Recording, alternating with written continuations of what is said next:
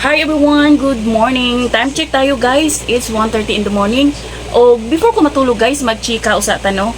So kabalo ko nga update pamo sa manatad no sa issue. Di ba pareho ra ta.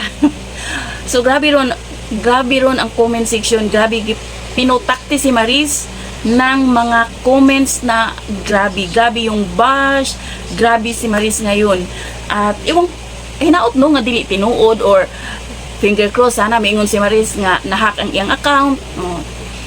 Or, diba di natin alam pero kung tinuod man, huy, grabe daghan dito sa comment section nag-ingon nga grabe kalandi ni Maris kasi grabe andoon ang daghan kay dito sa conversation no. Ang mga comments daghan dito ang ilang gisulti nga mo ning gisulti ni Maris mo ning sulain ba no, lain, but at the same time dili lang man si Maris siguro ang nagkaing-ana, di ba? Daghan man. Bisag sa mga normal nga tao, no, na time nga makuan jud ta, magkamali ta. So dapat dili lang ta nato sobrahan og bash ba si Maris kay luoy pod. No, although siguro nagkamali gyud siya pero ngano man nganong naay resibo. Ngano man wala niya gi-delete, dapat gi-delete to niya. Para why resibo makita nya karon pero ang pangutana nganong nag-leak to? Asa gikan?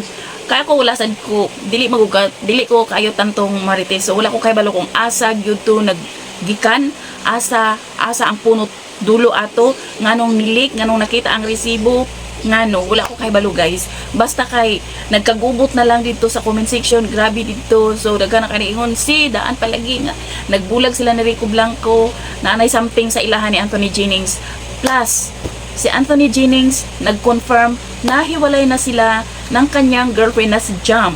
So, daghan na ka-speculations nga naghiwalay, subot pasabot ana. Dili man nila aminon karon pero darating yung time na alam naman natin yung mga artista, di ba?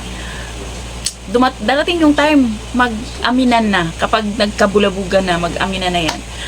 Or baka nga sinadya to kasi may movie si Maris at saka si Anthony, di ba? Kasama sila sa And the Breadwinner Is, yung kay Vice Ganda na movie. So, kasama sila. So, baka nag-ingay lang. Di natin alam. Pero sana no, control yung mga, grabe pa naman ngayon ang mga bashers. Diyos ko, halongkatin. Grabe maghalongkat ang mga bashers, guys. Grabe ka-toxic ang sokmed. Grabe jud. So, maunang usahay no, ingat-ingat punta kay, syempre, wata kay balo kung unsay tinuod. So, katulang guys, grabe karon. Hala, sige, kamo mga pa kabalo unsay issue ni Maris. Hala, i-search ninyo kung unsay issue ni Maris. No, di ba? Kaya ako mag-search sad ko nganong nag-leak na siya.